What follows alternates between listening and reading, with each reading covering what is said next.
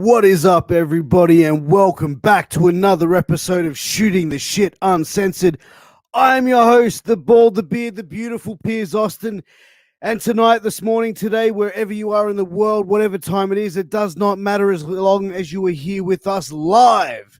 I have a very special guest. I have the man himself, Wildcat, Chris Harris, and I am really excited to have him on.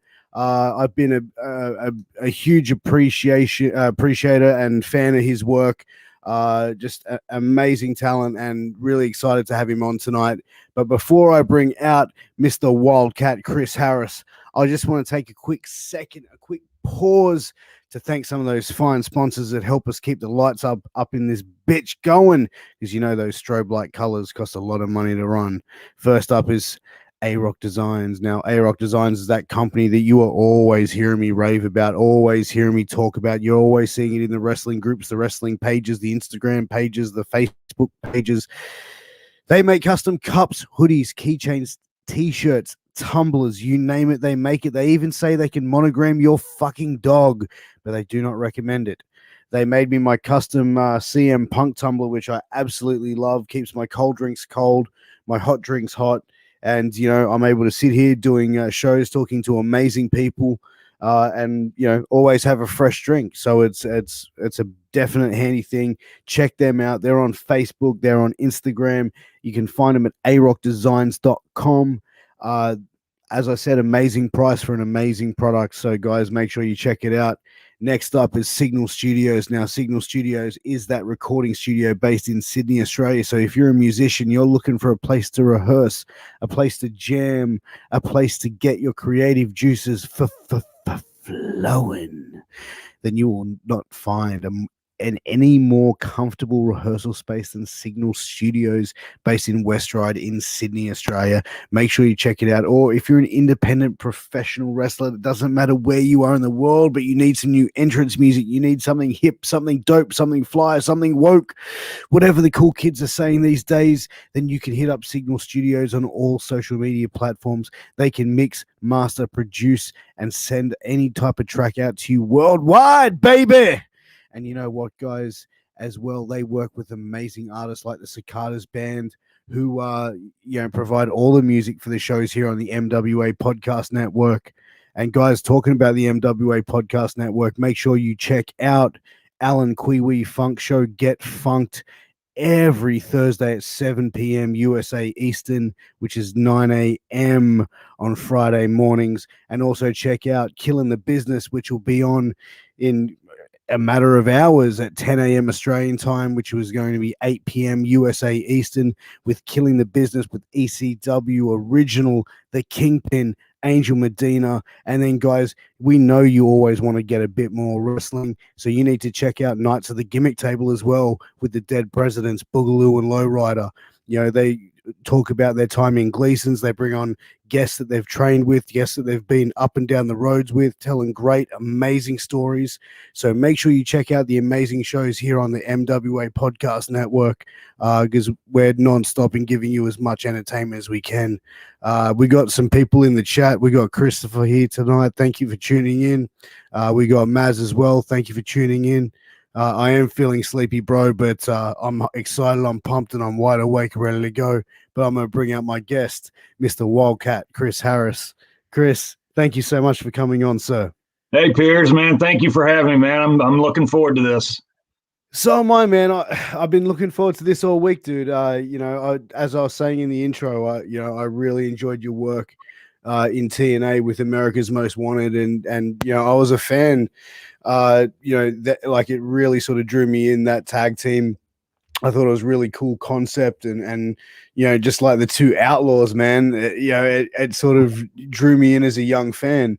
But getting into the business, man, like, growing up, were you a huge fan all the time? Were you watching wrestling, consistently as a kid? Yeah, man, I was one of those that was like, back in those days, it was Saturday morning wrestling, and so I would get up and I'd be watching the Saturday morning wrestling. I was glued to the TV when we were watching. Man, that's when the wrestlers were like superheroes. They were like larger than life, and I really got into that and became a huge fan, almost obsessed with it. But it wasn't until I was in my high school years that I really thought about maybe doing this for a living. But, it was still a dream at that point. But I did what we were all taught to do. I went to college. I spent about 2 years in college, still had no idea what direction I wanted to take. And I always fell back to wrestling. I just kept thinking about wrestling and couldn't get it off my mind. And I really felt like I could, make a run at this. And so after about 2 years, I left college and I just figured if I'm going to do it, I better do it now. I mean, I can't wait. So I pursued it, man, and found a training center and went from there. When you first went to the training center, was it like, was it a legit training center? Because, you hear in wrestling, like there's a lot of carnies. Did you find a good trainer straight off the bat, or was your first trainer someone that you were like, that's one thing that's one thing that I did do. I researched it and really wanted to go to one that was credible. This goes back even before my time, but there was a place called the Monster Factory that was trained a lot of big name guys, and they were run by three different guys. But once the Monster Factory went down, those three split and ran their own training center. One of them was Charlie Fulton, and he was up in Marion, Ohio, where I'm from, the Cincinnati area. So there's a lot of I don't even know what to call them. You said carny training centers, but yeah, I mean, it just seems like anybody can get in and train now, and it's just not credible. And I just don't agree with it. Instead of just finding something in your area, I drove 3.5 hours to get to this training center, got the shit beat out of me for 3 hours, and had to drive 3.5 hours back home and be back up the next morning for my regular job. So I did some research, man, and I felt like I got some really good, credible training at that training center. And then I made my debut, and then that's when I got hooked into more of a local training center that was also very credible. And I just kind of completed my training there.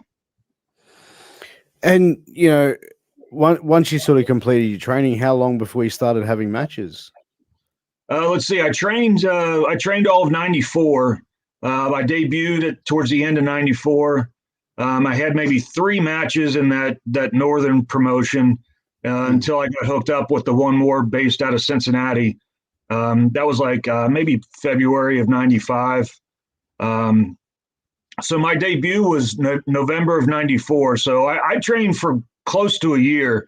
But since I was driving so far, like a lot of guys train 2 to 3 times a week, since I was driving so far, I was just once a week. It went for close to a year, once a week. They debuted me in November 94, started doing shows in the Cincinnati area towards the beginning of 95. And that's when I started working more of a weekly basis and really started getting my experience, and what we call paying the dues. Yeah.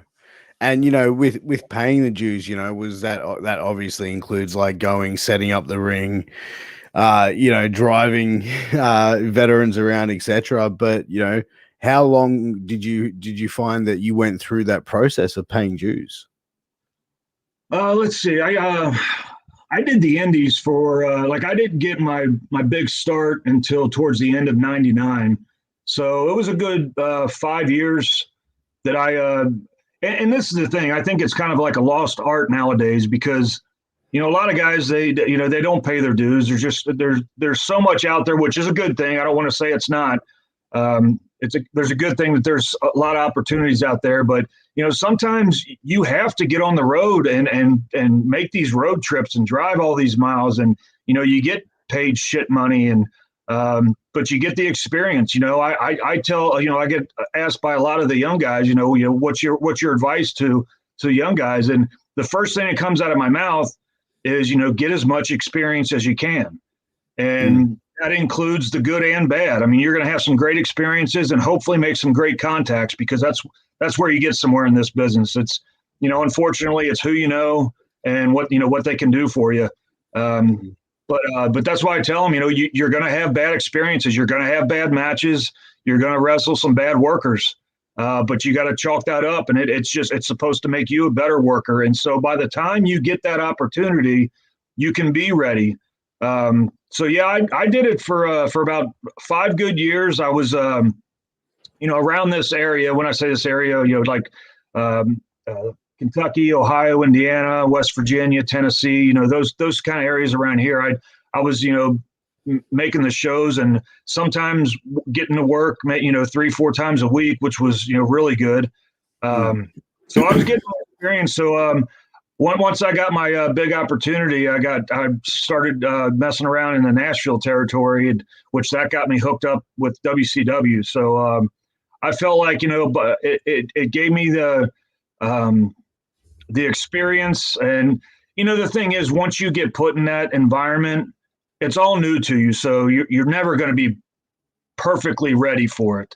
But having enough under your belt, you got to be ready for whatever they throw at you. You can be prepared for, and hopefully you shine, and they're happy with the result. Oh, absolutely. And you touch base on getting signed with WCW, and when you were there, I actually heard that someone proposed a country like a country singer gimmick to you. Is that true? And if so, how did that come about being put forward to you, and what were your feelings about the gimmick? Well, yeah, first off, I was just happy to be there. Back then, there was the big two, WWE and WCW. So to be signed by one of the big two was a huge dream of mine. So to even make it to that level, I thought was great. Of course, it was the end of WCW, so there was so much going on, and of course, it was on its way downhill. So they weren't really concentrating on a lot of the young talent. I think everybody was just kind of worried about the positioning of the company and what direction it was happening. But we were getting some good matches. I wrestled some great stars, and they were happy with my work. And what a lot of people don't know about, it's just kind of forgotten. But back in, I guess it was 99 or 2000, I was in a country music video, and it did really well on the CMT charts. And it was a video by Clay Davidson. You don't hear much about him nowadays, but it was a wrestling based. Actually, it was a wrestling based video. But the song you could kind of contribute to any kind of showbiz, and they made a video out of wrestling, and I was the main focus wrestler in there. Oh wow! And it was a really cool video, man. I mean, the people that do ask about it, man, it's fun to go back and watch. But it was so fresh at that time that they came up with that idea to debut me with that video, and honestly, I said this back then, and I think it still holds true today, but that's a very unique way to debut somebody. It had never been done.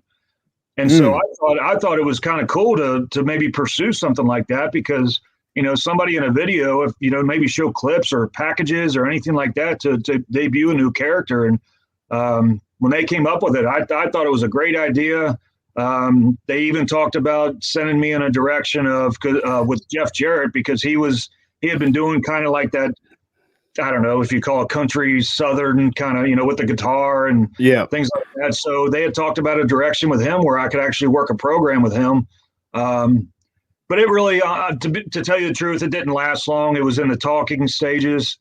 And what I had heard was that, and I kind of laugh at this, but they wound up saying it was almost too country, too Southern, kind of a thing to do. Which the reason I chuckle about that is because we've always considered WWE as like the northern New York kind of territory. Yeah. WCW is a southern territory. How's it too southern or country? So it was kind of shut down right then, and I didn't have any pull, so it wasn't like I could pull for it. So. Yeah. But that was true, man. They brought up the idea. I wish we would have done something with it.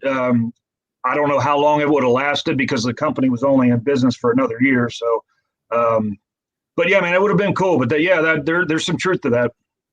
So you know what? It's interesting because like when I heard about it, I thought, okay, so it's kind of gonna be like Jeff Jarrett in the mid-90s with but way you're describing it, it sounds like it was going to be a more, around that sort of time, that 99 2000, which it was like the characters were a much more aggressive and in your face sort of style. So and to have sort of be linked with Jeff Jarrett, who at that time had really sort of flipped the switch on his career and took it to a main event level. Yeah, he had become, he had kind of left the mid '90s Double J and kind of became a more serious wrestler with it, but he still had the guitar, so it still would have worked. But yeah, I think it would have been more of an updated version of it. So I could have taken it to a more serious level to where I think the fans would have more appreciated it and hopefully got into it. Yeah, no, absolutely. And when you were there at WCW near the end, like looking at how it was, did you see the signs of a company failing when you were there, or were you just too into the moment of being signed to WCW and being under contract to a main company and working on being the best performer you could be? Yeah, I was definitely in the moment because I was trying to appreciate what I had achieved and the road that got there. But yeah, I mean, being in the business for 5 or 6 years at that point, there were a lot of things going on, a lot of things they were putting on TV where people at home were probably shaking their heads while I was in the back kind of shaking my head like I don't get this, I don't understand it, I don't see how this is.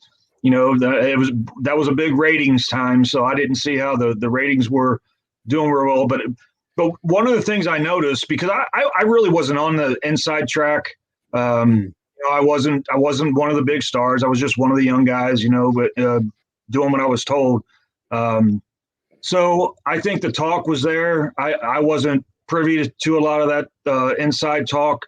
But the thing that I did notice was that the shows we were going to, and I wasn't on house shows. In fact, I think they stopped doing house shows, but the Nitros, the Thunders, when they used to be packing the houses in, man, I'd look out the curtain and I'd see the crowd, and the crowds were definitely dwindling. So, it didn't, you don't have to be a brainiac to figure out that, we're not going in the right direction. So yeah, I saw a little bit of it. And I think towards the end, I'd signed my contract, but towards the end, there was more talk as far as, what's going to happen with the company. And, then there was talk about it being sold. And it wasn't long after that, I think they made it till April 2001, and they stopped bringing me in probably beginning of that year. So I missed the last few months, budget cuts, I guess. They just, they just were cutting off the low end guys, and so they stopped bringing us in. But unfortunately, I saw it, and that that was once you make it to one of those big two for something like that, one of those big two companies going out of business, it was just unheard of, man. I couldn't believe it. Were you under contract with WCW? Yeah, I started going in just per date, and I was doing a lot of security. They were putting us in the security roles like on Nitro and Thunder, but I was getting matches on, they had the WCW Saturday night show, then they had a Sunday worldwide show, and we were getting matches on those shows. Of course, I was, I was enhancement talent, so I was having competitive matches with everybody. I mean, I had matches with Booker T, Shane Douglas, Kurt Hennig, number of other guys, so I had a number of good matches in there, and I think they were happy with my work. It's just the company just wasn't going anywhere. So I signed, I think, in October of 2000. I had been there all of 2000. They offered me the contract in October. So I was there I was under contract for about 6 months before they went down. Were you still under contract when the company got sold? Yes. I think I got paid for like 90 days, but I hadn't been there in a while. So I was under contract still, but it was still over. I mean, that was all she wrote. So with the contract, did WWE like get in contact with you and say, "Hey, you're under contract with WCW, your contract rolls over, or we're terminating"? Like, what was I, the conversation like? well, the guys at my level, I think, were just cut off. They had just purchased a whole company. There was, you can imagine the number of wrestlers that they were looking at. Of course, we know a lot of the top guys. They still had so much time on their contracts, so they just sat at home and got paid. A lot of those big names. A lot of the guys at my level were just kind of cut off. They weren't really looking. I think some of the guys went to a developmental territory. So they mainly looked at some of the mid to high level talent, like Booker was one of them, and Hugh Morris at the time they brought in, so some of those mid card that they really thought they could do something with, those are the ones they took a look at. So yeah, I really didn't have a chance. I mean, they were gonna look at guys at my level to come in. So no one ever spoke to you about terminating your contract? They just went, just let it fade away? Yeah, it just ran out. Wow. So imagine if you'd signed like a 3-year deal and you're just sitting there, I wish I would have, man. That would have been great. Yeah, I can imagine, dude. That would have taken me to the TNA days, so I would have been paid that whole time. Yeah, exactly. But where did you go from WCW? Like, obviously TNA was started in around 2002, but like in between then, what were you doing to keep yourself active? Well, I hit the Indies again.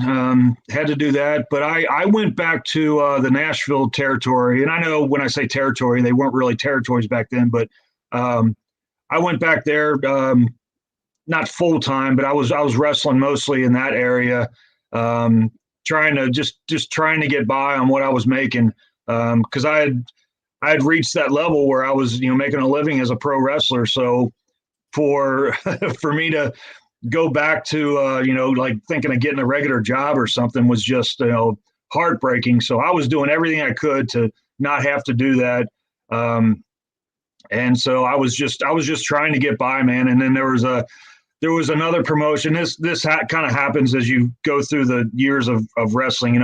You hear rumblings of people talking about starting up companies, and it just never happens. I mean, you almost need millions of dollars to do it. But there was one company that they had brought in some decent names for. They had Barry Windham, Kurt Hennig. They were talking about bringing Terry Taylor in to help run it.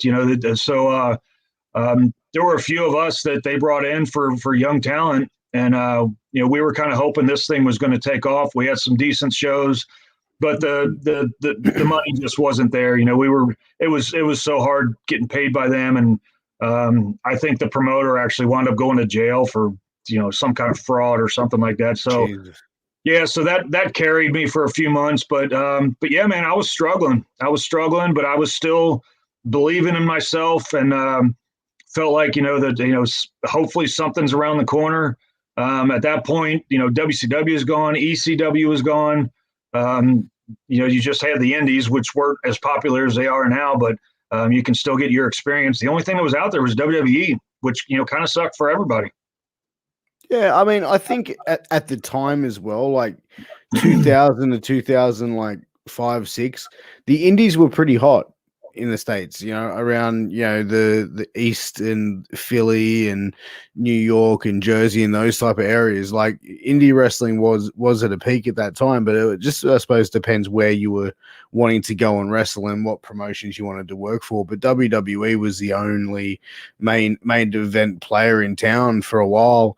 Yeah. And then, TNA comes in, and I think I think a lot of people and a lot of fans saw TNA, NWA TNA as kind of like, okay, here comes like the reincarnation of WCW. And I think because they had World Wrestling All Stars as well come in and very similar sort of style, but TNA really came in and it wasn't like anything like WCW. It was a completely different look and feel to it. And the thing about it was they came in, with a different concept of, the weekly pay-per-views, and also the talent that they brought on as well. So surely, yes, they had some name value there, but then also the younger talent that they brought in from the start as well to really sort of build the company, the X division, the tag team division, like yourself. But how did you get involved with TNA? Well, kind of. Actually, I got a question for you. During that time, before in between WCW and TNA, didn't they? I think you even mentioned it, Worldwide All Stars or something. Wasn't that something they did overseas, like to Australia or something? Or yep. So they did it in. Wasn't Hogan involved with that? And no. Hogan wasn't involved. World Wrestling All Stars. Jarrett was involved in it. A promoter called Andrew McManus, who's Australian. Yeah. He's an event promoter. They bought out, I believe they bought out Bret Hart, Jerry Lawler, Road Dogg, Steiner, AJ Styles. Like they brought out a lot of the young TNA talent as well for a few shows. So I think they, I mean, that kind of goes in that category of another promotion. They were trying to get going and, just never took off. But the early part of 2002, I don't even want to say early. I mean, it was maybe, a few months in. But there was other rumblings of another promotion starting. And since I was wrestling around Nashville, that which is where it was based at the time. There was rumblings about starting another promotion, and of course I was excited. I was gung-ho about making something work again, but it's always in the back of my mind, like, okay, here we go again, another promotion trying to start, and we'll see how far it goes. And but I had heard that Jeff Jarrett was involved, and he and his father was involved, which they had run their own promotion before. Jerry Jarrett was very respected in the business. So, and I knew Jeff had his connections, like a lot of the production people were WCW people. He brought in some decent talent, and we had one of the, I guess you would call it an indie show. It was kind of like a tryout show for TNA. They had some of the talent on the show, and this was in Nashville. But they were also kind of testing out some of the, the producers and, the agents, and they were doing a broadcast team. I think that's when they brought Don West in to give him a tryout. But on that card, Storm and I actually wrestled each other. The promoter, Bert Prentice, he was a big promoter down in Nashville, and really did a lot for my career. But he wanted to put the best out there, and he was looking to do something with Storm and myself. And so he thought, even though we were both pretty hot baby faces at the time, he wanted to put us together and try to give him a good show and show what we could do. So he put us together. We went out, and it's still to this day one of my favorite matches. Storm and I really tore the house down that night, and the TNA guys were watching, and I. The story goes, when I came back, I looked right at Jeff, because I had known Jeff from WCW. So I looked at Jeff, and, of course, he had a lot of things going on that night. But he looked at me, he winked, and he said, "We'll be in touch." And within that week, he had Bob Ryder, which he had worked with WCW. And Bob was very, very instrumental in getting TNA off the ground. But within that week, Bob had contacted Storm and myself and offered a contract for that first show. And was it like, did they tell you what the plan was for you to, when they signed you, like that they were going to make you a tag team? Was there any discussion with, or were you thinking you were going in there as a single? Yeah, I kind of laugh at it now, but yeah, Storm and I had been singles in our whole career. So yeah, we get offered this opportunity. We're thinking we're going to be big single stars, but no, they had no direction. They didn't give us any ideas. We just knew we were going to be part of that first show. And I don't say that begrudgingly, because they had so much going on. I mean, they had they were starting this promotion. They had to put everything into that first show. They had to bring in a few names, to get attention. We needed some big names in there, but they were also pretty big on the young talent. They knew that they needed young stars. And The way I always looked at it was they saw talent in Storm and I. They knew that they wanted us a part of it. They just didn't know what the hell to do with us. So we were part of that first event. I think Storm was in a tag match. I was in they had a gauntlet for the gold. I was in that. But by the second show, and the way I always tell it is they had no direction. So I think they just took us and said, let's just put them together and see what happens. And so by that second show is when we had our first match.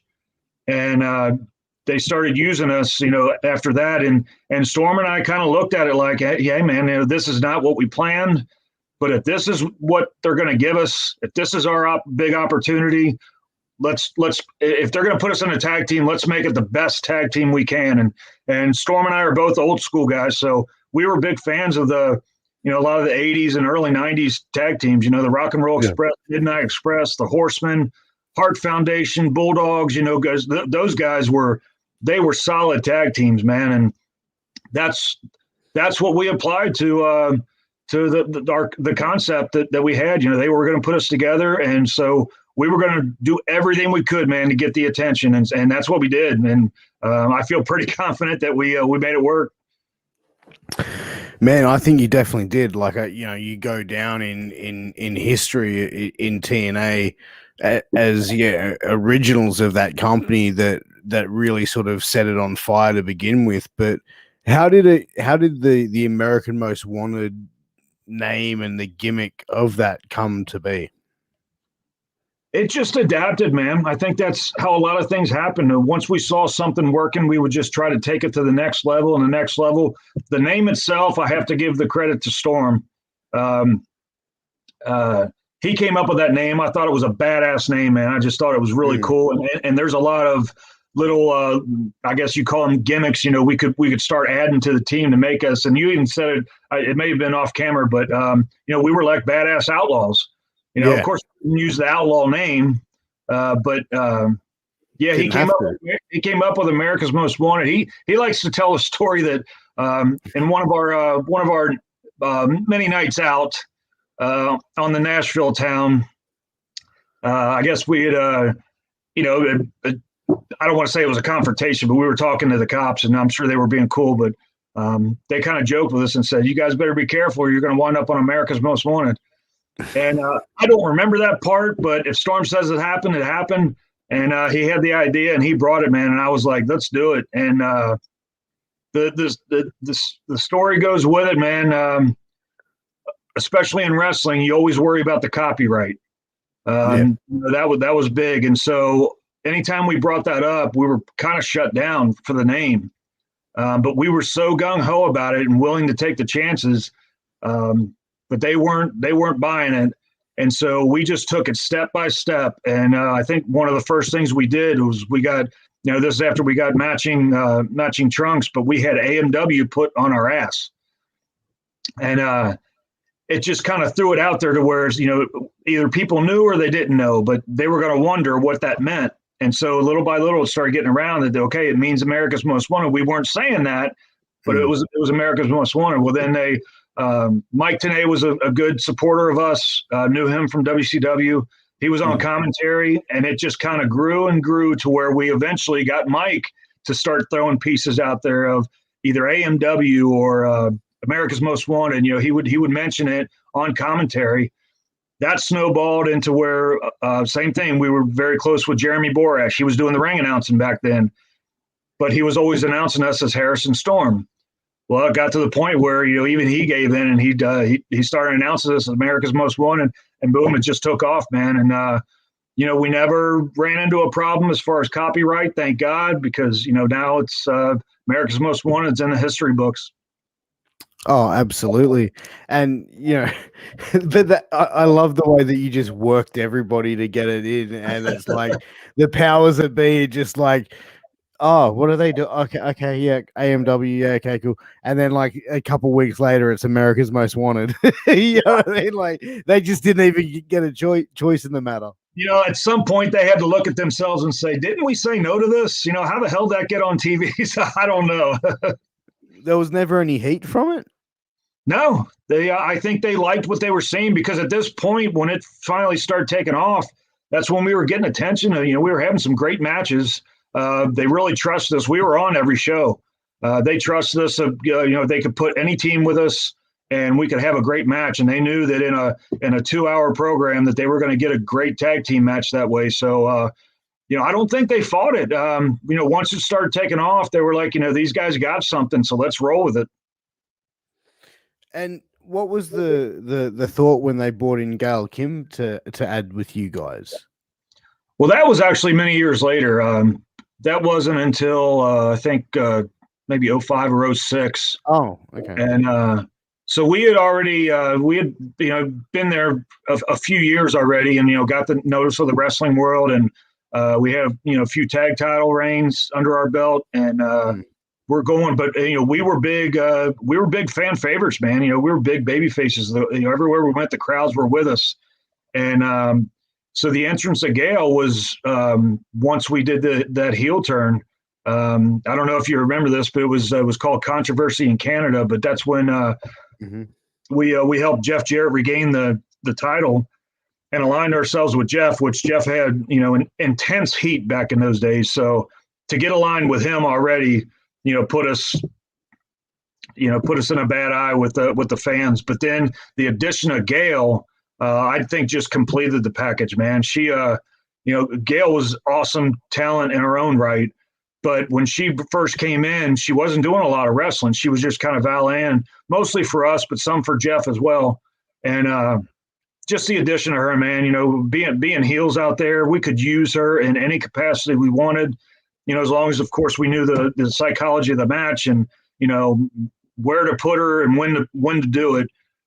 It just added so much, man. So, I don't remember us, I don't think we ever, said we were against that. We were just open because we were changing our characters. So the addition of, or the alignment of Jeff and then the addition of Gail, I thought that was a complete package for the heel run.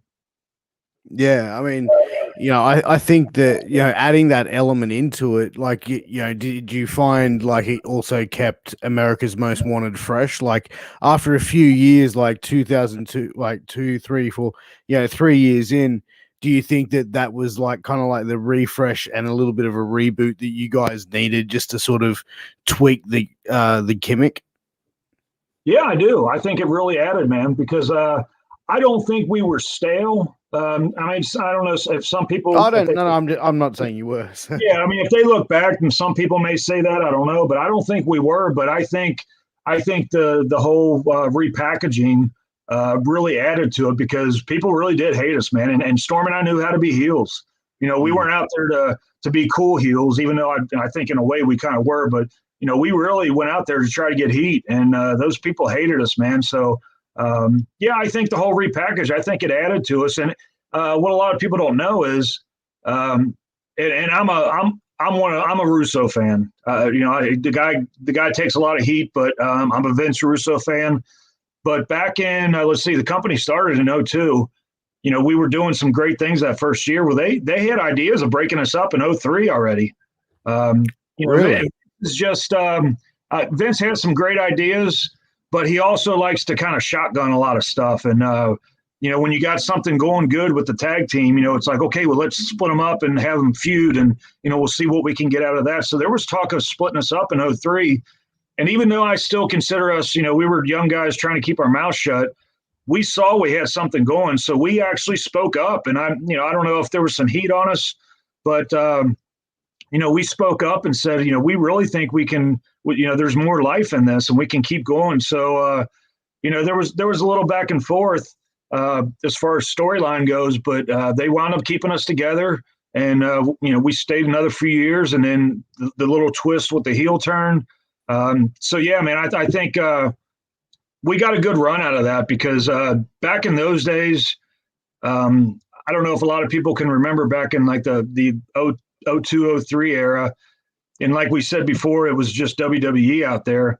But they were just, they weren't big tag team fans. I mean, they just were not high on pushing a lot of tag teams. If you saw a tag team match on the TV it was two singles guys put together, and you know, they would have a little run maybe with the titles for a few months, and then they'd split them up and they would feud. I mean, there was just no solid tag teams out there. So I think that's a lot of the reason why we got the attention we did, because we were a strong unit that, you know, people hadn't seen in years. So for us to carry on a tag team and be successful for, you know, the 5-6 years that we did, you know, people hadn't seen that in a long time, man. So I think we got a great run out of that. And, you know, like you were saying, you know, repackaging helped. And yeah, man, it was a great run.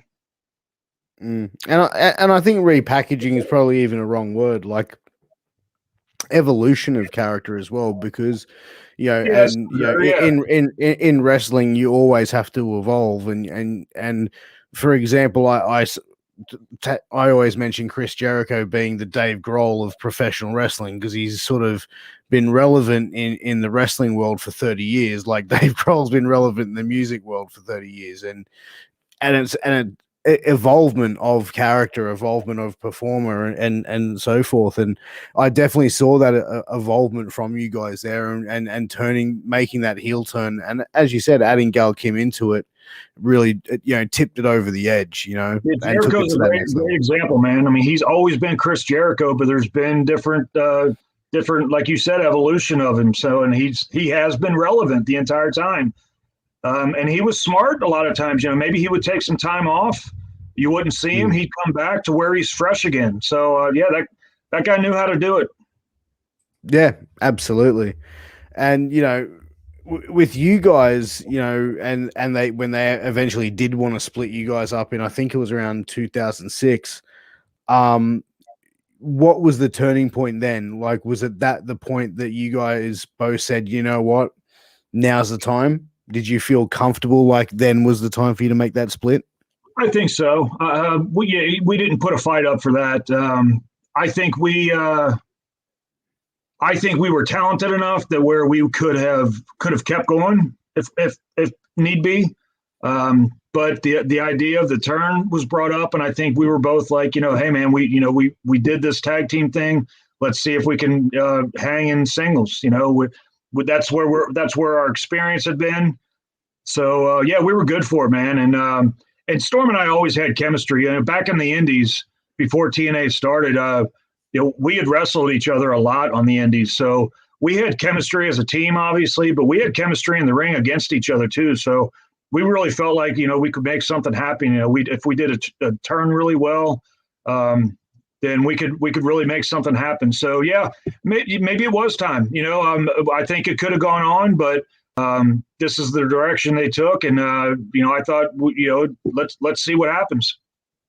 Yeah, I mean, yeah, and also, you know, obviously, you know, when they did the storyline of you splitting, and then, you know, basically coming with the eye patch out, as well, and attacking Storm, you know, was it all very thought out, the split? Like, did you guys really want to have it detailed on how you wanted it to be played out, or were you just like week to week just doing whatever was told?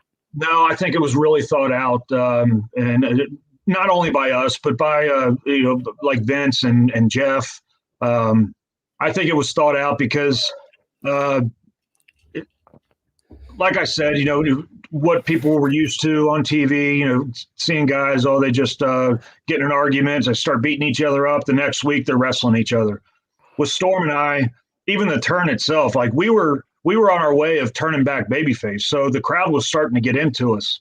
So they were, the energy into the team at that time was starting to come back to where the people were really into us again.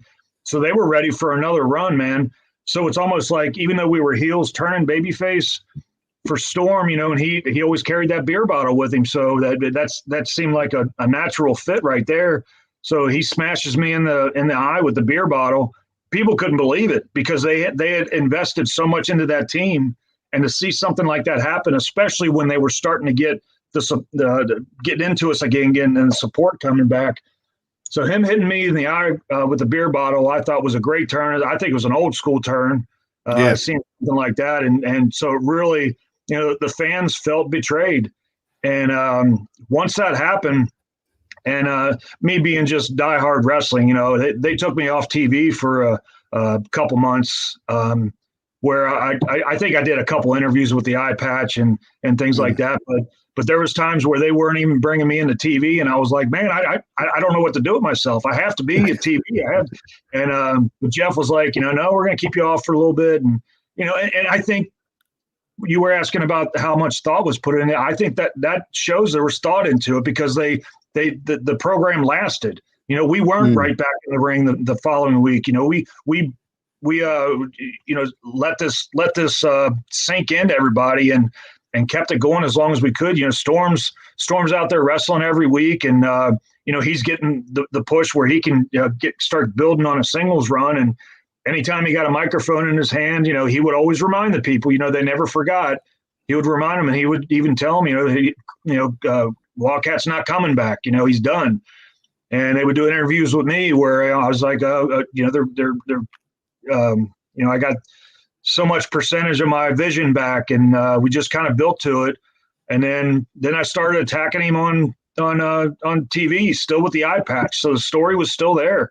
Yeah. And so there was months before we even had a match. So yeah, man, I was really happy with the story. I thought it was great, because once people saw me come out, they were ready for it, and they wanted me to kick his ass. And shortly thereafter, you departed TNA. What was the reason behind that? Was it just contract ran out, negotiations couldn't be met between the two parties, or what was the reason behind leaving? Yeah, man, it was kind of all the above. I thought so. Storm and I had a great run. We beat the shit out of each other, and I think we got their attention. And then Storm went on and had some great programs. Had some programs with. I got to wrestle Christian a few times. That was great. Then they put me with Dustin, which he was debuting that new character. And then little by little, man, it just felt like we were just starting to be pushed down a little bit, and not really, after all those years, just kind of building our reputation up. There just wasn't a whole lot going on, and we were just kind of being put on the side. And in my opinion, this is also when they were bringing in a lot of star talent. It just seemed like anybody that had left the WWE, they would scoop them up, and all of a sudden they were stars in our promotion, and the young guys were just the young upcoming guys were just forgotten. So that's kind of how I felt about it. And timing was everything. My contract was coming up. They hadn't been doing anything with me. I tried to talk to Vince a couple times about it, and there really wasn't anything going on. And I kind of joked a lot of times, because and I don't necessarily put Kurt Angle in this category, because he was such a great addition for us, and he came in and he was great with all the guys. He wanted to work with the young guys, but Kurt was in so many segments on TV. It was like one after the other, and so I made a crack a couple times where it's like he's having so much TV time that nobody else has a chance to really build their character or anything. And so they started putting me with him and actually saying stuff like that on the air. Like, hey, I guess if I'm going to get TV time, I got to be in a Kurt Angle skit.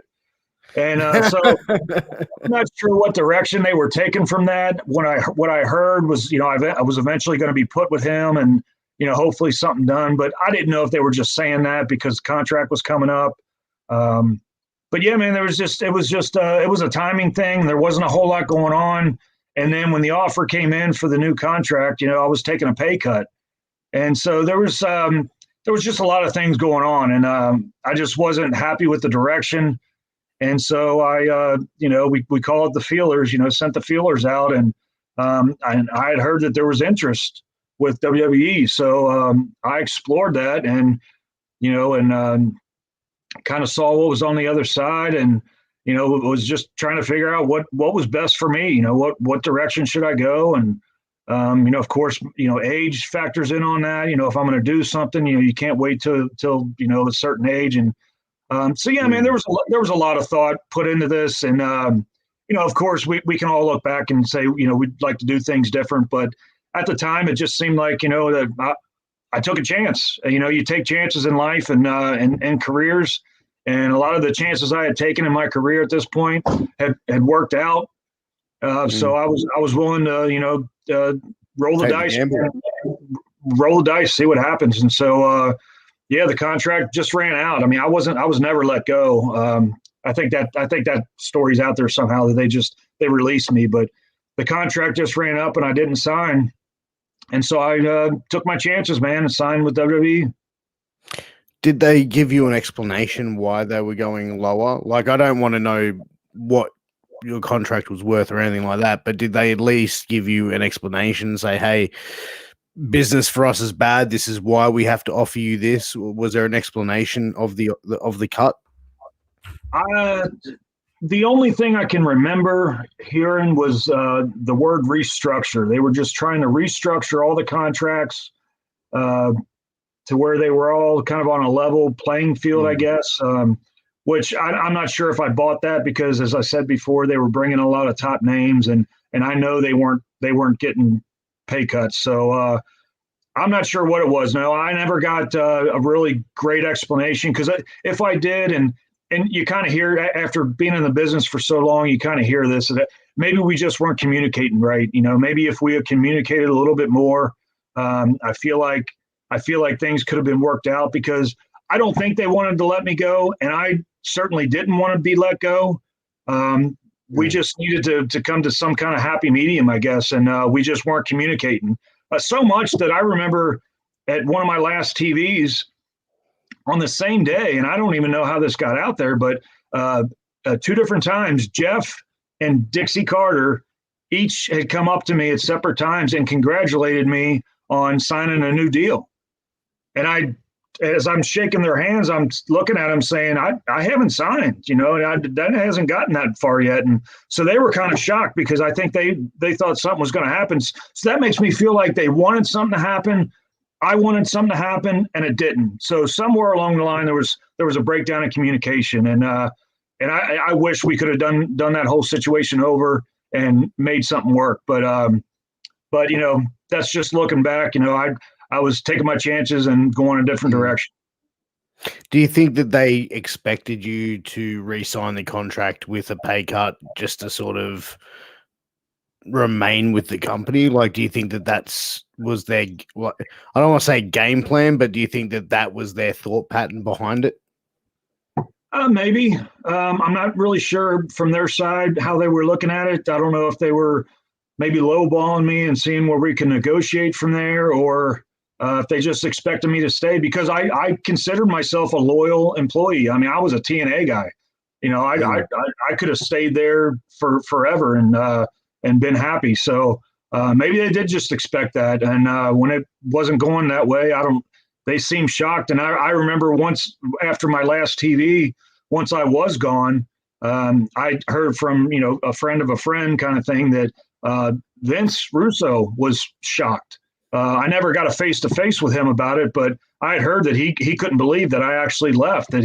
So I know he expected me to stay, and him and I haven't talked about that in a long time. But yeah, so I think they all thought something was going to be worked out, and I wish it would have, but it didn't. So I think they held a grudge for a long time. But, everything that happens in the wrestling world is forgiven. You know what I mean? Like, the grudges that you see, like, they're not really held of you know what I mean? Like, everything can be forgiven in time, essentially.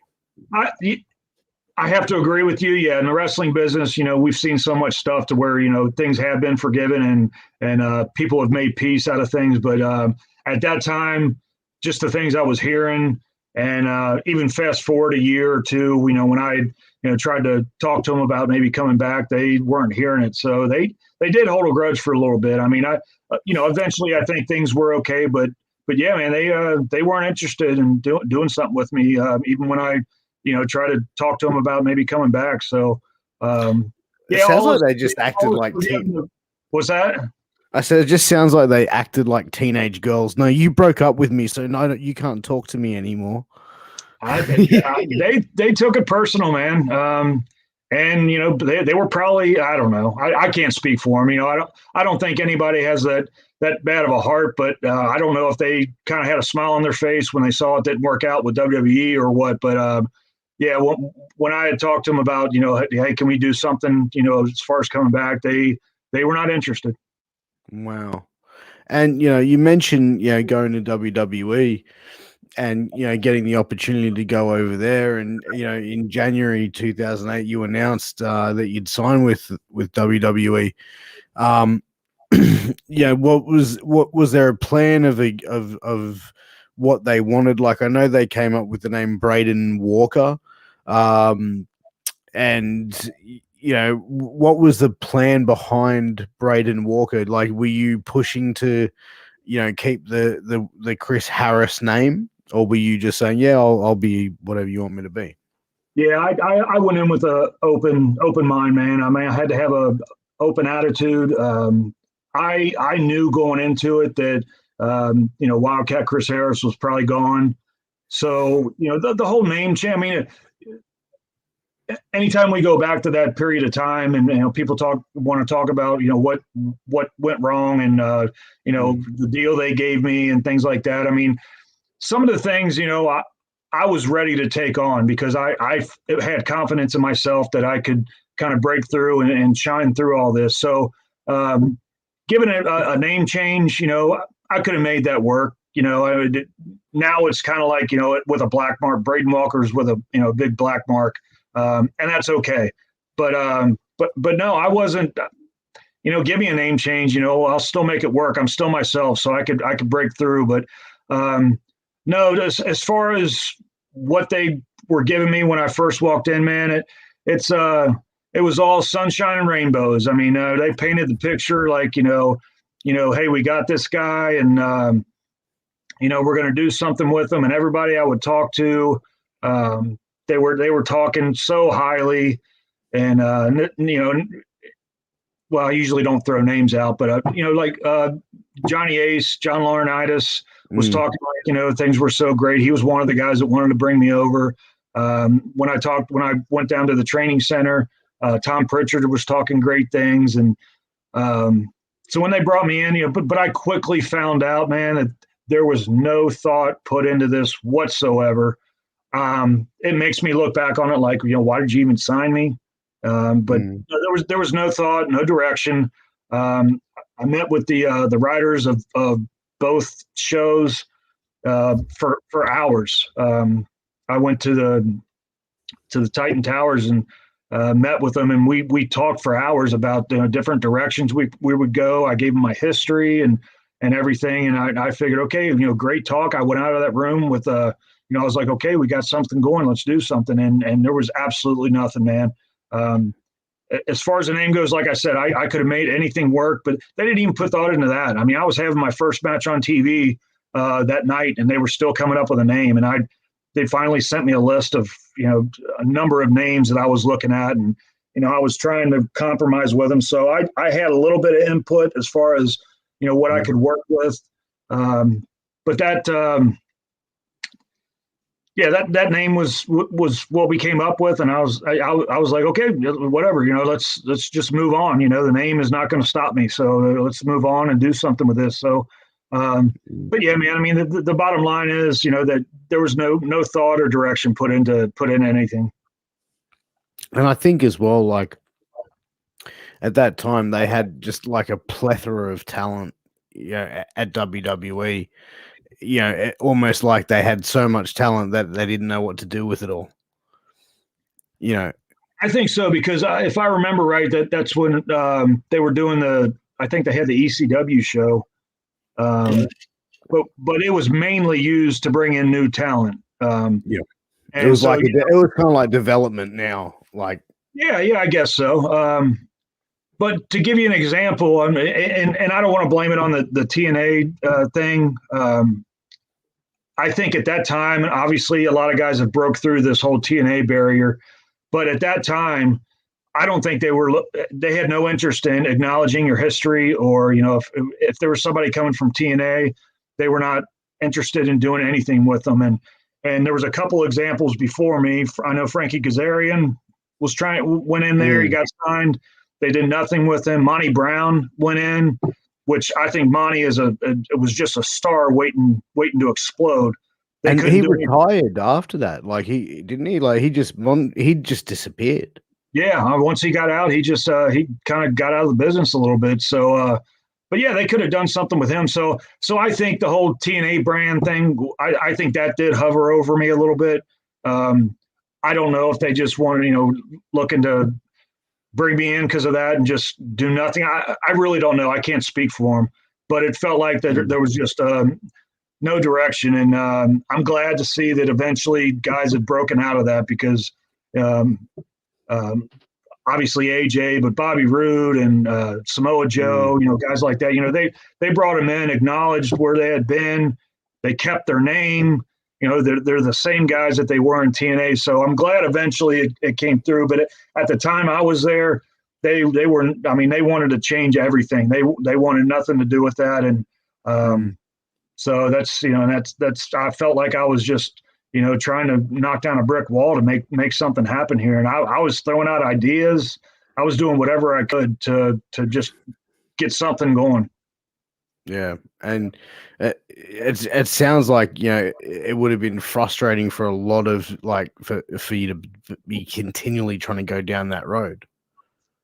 Like, did you get to a point where you were like, like, this is just getting exhausting? Like, did you get to a point where you wanted to get released from WWE so you could go and do something else, or were you just, like, still happy to be in that moment? No, I absolutely wanted out. I think I'm going to guess maybe the first couple months, I was excited to be there. I was excited as far as where I could go. But yeah, once I was doing the skits in the back and the matches I was having, and there was just no build up or anything like that. I saw what was happening, and it was miserable to go to work. I mean, this was a dream of mine, and I should love going to work every day, no matter what I was doing.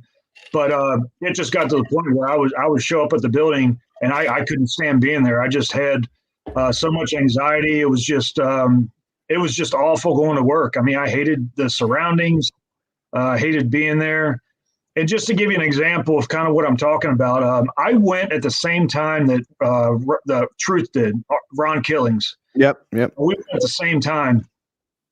I don't necessarily think they looked at him as he was a TNA guy, but if you remember, he did get started in WWE. So in a sense, he was kind of one of their guys. Well, we went at the same time. We signed our deal at the same time. We went to Titan Towers at the same time, traveled together the first few trips. But what they did with him, they sent a film crew, a camera crew, to his hometown and did some vignettes and packages of him talking about his hometown and how he grew up. And they were getting into the character. I mean, you were learning who I think his name was R-Truth. You were learning who R-Truth was. And so by the time he comes out on TV, people at least have some kind of invested interest in this guy. Like, hey, we got his background, and we're kind of interested to see what this guy can do. And Ron can definitely deliver in the ring, so there was no question about that. So once he got in the ring, he energizes the people. Hell, to this day, he's one of the best parts about their program is R-Truth. I mean, he's so the charisma and just the energy he has. Still to this day, but my point is they put a lot of thought into that and put a lot of packaging into his character. Whereas with me, I did a little skit in the back where people didn't care, and they put me out there in the ring, to where people were like, who is this guy and why should we care? So, yeah, man, you'd think for a $1 billion company and as many writers as they had at the time, come on, guys, we'd come up with something, give me something and I'll make it work. But there was nothing. And that would be the hardest, frustrating part, especially if you're a talent trying to come up with ideas and you're pitching ideas as well. And they're saying, no, we just haven't got anything for you. And you're sitting there pitching them, multiple ideas and they're just sort of cutting out. It would have been extremely frustration for you. But did you find obviously that was a dream of being in WWE? Once you sort of left WWE, what was your feeling with that? How are you feeling mentally about leaving there? Well, I was definitely drained, and I hit a dark part of my life after that. But you were asking me as far as being happy to leave. Yeah, I wanted out so bad, and I think my last TV, the last match I did, I had a little talk with Johnny Ace, and I tried to be positive about it. I was like, hey man, I know it's kind of frustrating right now, but let's keep plugging away. I'll keep putting 100% in, and I think either the next day or the day after is when I got the call from him and got the release. And I remember being outside on my deck when I was taking the call. I was talking to him. And the girl I was dating at the time was in my living room, and I walked inside from the deck after I had hung up the phone, and I said, I got my release. And she looked at me and she said, that's the first time you've smiled in months. Wow. And so just, for her to say that to me, and that really kind of showed me right there that, I just had not been myself for a long time. And, you think you'd be upset to get a release from the WWE, man. I wanted out so bad. I didn't know where I was going to go. Of course, the big question mark of my wrestling career had to be on my mind, but I just knew I was going downhill fast, being there. And so, I needed out. And, I even took time off after that. I mean, I just wasn't myself. Even if I was to go back to Indies, I just wasn't myself. So, it was pretty down time for me at the time. And did you think that you just needed the time to yourself to, away from wrestling to be able to appreciate it again? Yeah, I had to, because wrestling was my passion, man. That's all I thought of. I didn't have a family or kids or anything at the time, so I was ready to go all in, man. I mean, I even told WWE when I got there, I was like, I'm in. Whatever you guys need me to do. If I'm on the road all the time, I didn't mind. A lot of guys complain about being on the road. I was ready to, jump into this thing and do whatever I had to do. But to get back out, I mean, I could tell I couldn't give you the timeline, but whenever I would do a show, it just wasn't myself, man. And I needed some time away and just to kind of regroup and maybe get my mind right. Just kind of focus on the next direction. But yeah, it took a while, man. I mean, I was down for a long time. Oh, and that's the thing. After I think going through that, mentally, you would really have to sort of take a step back and sort of reevaluate where you wanted to take the next steps and what you wanted to do in your career. But even then, it's I think by getting to WWE, and I think that a lot of young stars, they have their mentality of WWE is the goal. And you've seen over the years, once people get there, it's not what it's all cracked up to be. You know what I mean? It's the grass is never always greener on the other side of the road. No, man, it's interesting. I think we see it a lot because podcasts are so popular nowadays. So we get to hear a lot of what the guys are feeling. Whether you were there for a short time like me, or you actually spent maybe a few years, and got a good run for a few years. It's just really interesting to me that some of the guys that once they leave, it's like they've just the chains have been broken. Yeah. So even those that did get the breakthrough and make something work, once they get out of there, they just feel like hey, I can be myself again. They just try to program you so much. It's like you're a robot. I mean, a lot of us get into wrestling because of our love of it, or our passion. We want to put our heart and soul into it.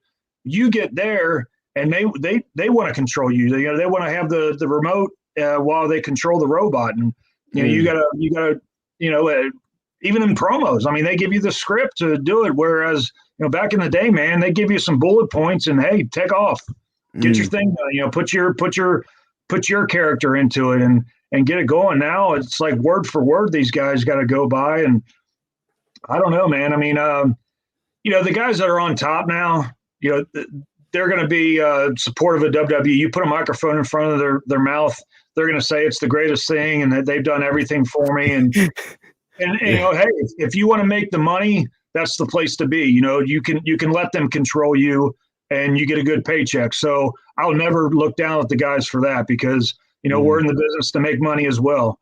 But if, you want to be free and have, a little bit of, I hate to use the word creative control because the guys shouldn't always have that. But if you want to be yourself and just, whatever gimmick you're given, whatever persona you're given, you got to put you into that. And a lot of guys aren't able to do that in the WWE world. I think we're seeing it a lot. I'll use AEW, for example, because it's the newest company. But a lot of these guys that are going on there, they're getting to put a little bit of themselves into their character. And when they get in the ring, they get to, have their own match, whether instead of being programmed to what they can and can't do in the ring. So I think that a lot of the guys and there's a handful of guys now that have left, and they have had a good career in WWE. But once they get to AEW, I mean they feel like I said the chains are off, man. They can be themselves and they're a lot more free. So I'm glad guys get a good paycheck. But I'm glad there's a place, and there's a lot of promotions right now. I think the wrestling business is great because there's so many opportunities out there. But we got some open doors to where people can be free now and put a lot more thought into their own work. Yeah, 100%. And build a character and evolve the character and continue to work on it. Whereas now is the perfect opportunity for young guys to do that. Yeah, man. I tell the guys all the time, and wrestling goes in stages. That's life, and that's how the business works. But right now, indie promotions are hot. There's some shit shows, there always will be, but there's a lot of promotions right now. So there's a lot of opportunities for the young, hungry guys, man. I mean, you go out there, you get noticed. And, there's a lot of places to work right now. So I really support, all these guys getting out there. I love that there's the opportunities because I want these guys to make a name for themselves. I want them to get paid and be able to make a living as a pro wrestler. So, I love kind of where the business is and where it's going as far as the outside of the WWE bubble. Yeah, 100%. I completely agree. But ladies and gentlemen, is that time of the night where it is Guess the Australian Slang. We've told Wildcat Chris Harris all about this game. Chris, have you ever been to Australia? I have not. But when I was coming up and paying my dues in the business back in those years I was telling you about, I had a traveling buddy. I'll give a shout out to Ashley Hudson. I don't know if people remember him or not. I met him in the Nashville area, but he was from Australia, from Perth. And nice. I traveled with him, so I got all kinds of stories about it and how beautiful it is. So, if there's ever a place that I would want to, on my list of places to go, man, I would love to visit it. But no, I have not been there. So, this will be interesting. He's my only saving soul right now. Like whatever you throw at me, I'll have to see if I had ever heard it before with him. So. All right, no drama as well. You know what? We'll see if we can give you a bit of a crash course. First one is, hey Chris, before you come over to my joint, can you pick up a slab, champ? No idea. That a slab is a case of beer. I was going to say alcohol. I figured, hell, Australians love to drink. That's got to be what it is. Oi, seriously, can you tell that fucking idiot to stop being such a sook? What's a sook? Fucking idiot. No, more like someone who's like sulking, crying. Like if you've got like a little kid that's like whingy and whiny, you call them a sook. They're being a sook. Like a woe is me kind of thing. Yeah, something like that. All right. Okay, so the next one is Sheila. Whew, check out the gimmicks on that Sheila. Yeah, that's a woman, girl. Yeah, hell yeah. Yeah. Okay, perfect. All right, so traveling on the roads. Yeah, I heard that many times. I'm sure you did. Okay, so we'll go another one. Or we'll go a few more, but this one is Budgie Smuggler. Oh Budgie shit. Smuggler. Yeah, Budgie Smuggler. Oh shit, me old man's over at my house today, and he's wearing his Budgie Smuggler. He's out at the pool. Okay, so it's a piece of clothing. I don't know, man. That's all I got. Piece of clothing. It's a Speedo. Speedo. Yeah, so they call it a Budgie Smuggler because when you get out of the water, it looks like. Never mind. That's all you had to say. Yeah, exactly. When you say it looks like and you went like this, I'm like, okay, I got it. Yeah. Okay, the next one is Root. Root. I had a good root last night. Is that a meal? Dinner? It's sex. Oh, root. So yeah, like that's why, because like root and rooting means like fucking, right? So when we Australians, when we were younger, like in my teenage years, and I see like a TV show and they're like, Americans like, yeah, we've been rooting for you, would like Australians would be like like what the fuck? I'm gonna have to use that with my wife tonight. You're like, hey, let's get some rooting going. I love it. Okay, so I've got a couple more for you. All right. Next one is, hey mate, can you pass me a stubby holder? Stubby holder. Stubby holder. Yeah, stubby over here could mean quite a few things. So maybe a beer holder. Is that maybe something like that? You got it. Stubby holder is like a beer koozie, something to keep like a koozie kind of thing. Yeah. Okay. Yeah. Okay. So we've got another one. Dead set. Are you fucking dead set or what? Dead set. Well, I've heard that before, so I would go with, are you die hard on this idea? Are you set on this idea? Dead set? Yeah, are you dead set? Are you being serious right now? Yeah, you 100%. Yeah, okay. Yep. Okay. Oh, fucking mozzies are biting. But you might have to say that one again. The fucking mozzies are biting. Mozzies are biting. Mozzies. What's a mozzie? Fish. No, mosquito. Mozzies. Mosquito. Okay. All right. So I got another one for you. Okay, and this will be the last one. Oh, mate, I think I might go to Macca's. Going to Macca's? Yeah, I'm going to go to Macca's. Let's go back to the alcohol. Maybe a pub. Let's go to the pub. No, completely different. It's McDonald's. Oh, that's not what it's called over there, is it?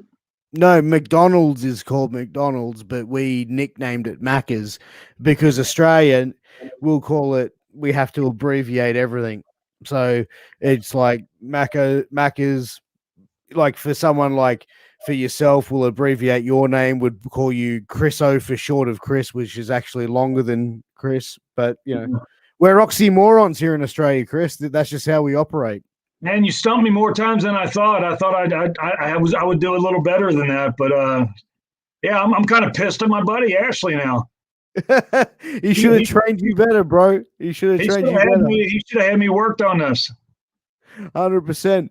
But Chris, what have you got coming up in the near future, man?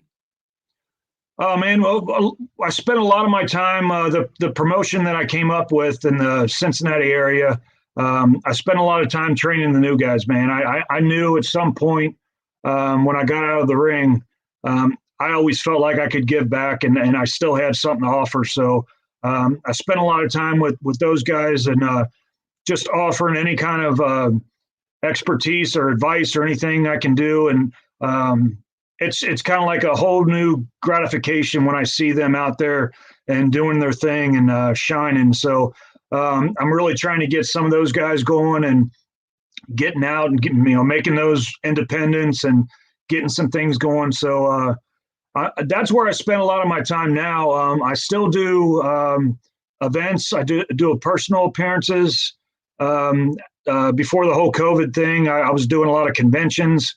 So I'm still getting out there. I mean, it feels good that, there's still interest, but just a month or two ago, I did an appearance on Impact with Storm. It was his 1,000th match. And so they brought me in for a couple weeks, and we did some skits, and it was great to be back. And that really got the attention. I got a lot more attention than I thought it would. So the whole social media thing blew up, and people loved seeing us back. It had been a number of years. And so we had a lot of offers as far as doing some an AMW reunion.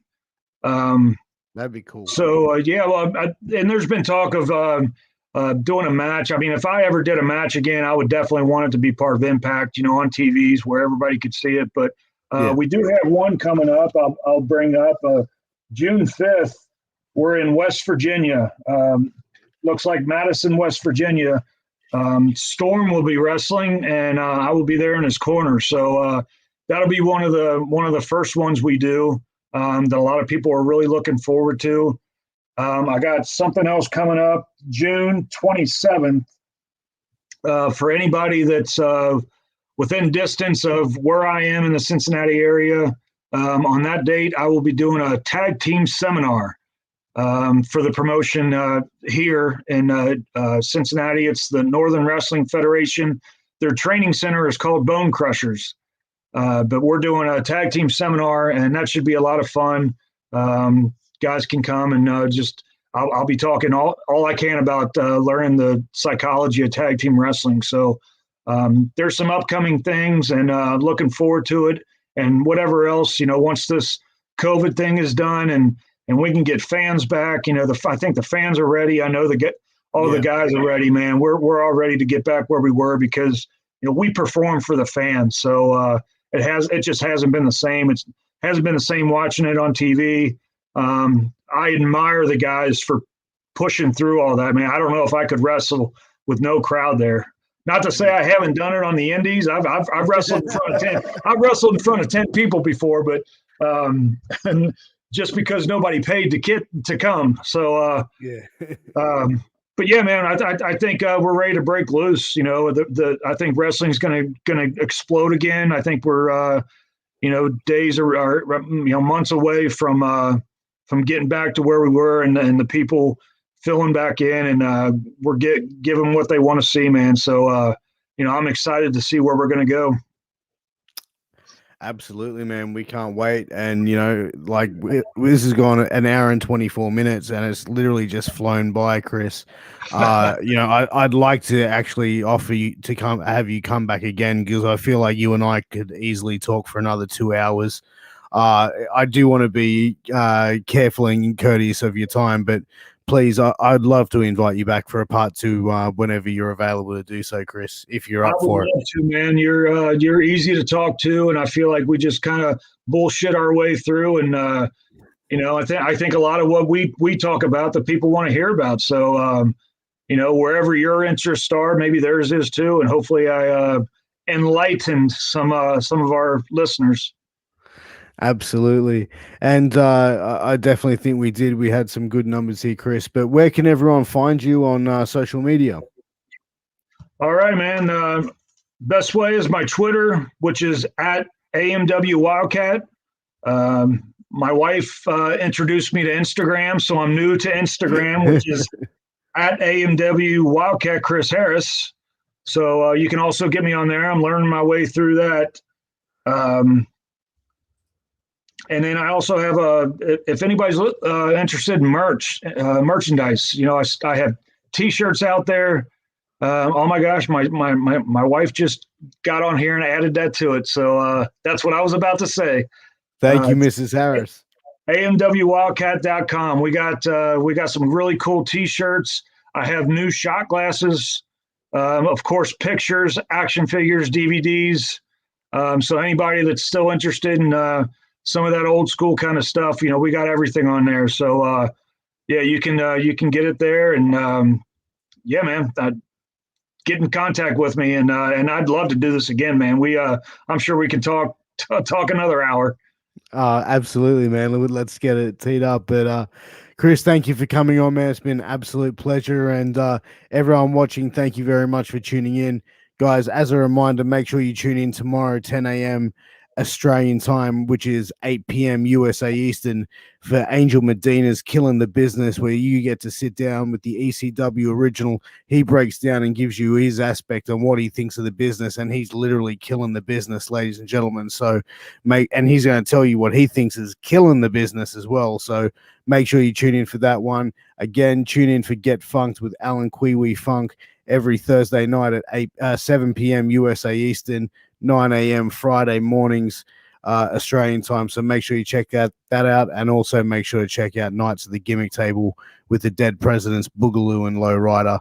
But until next time, guys, Chris, it's been a pleasure, and everyone else, we'll catch you next time. Peace. Piers.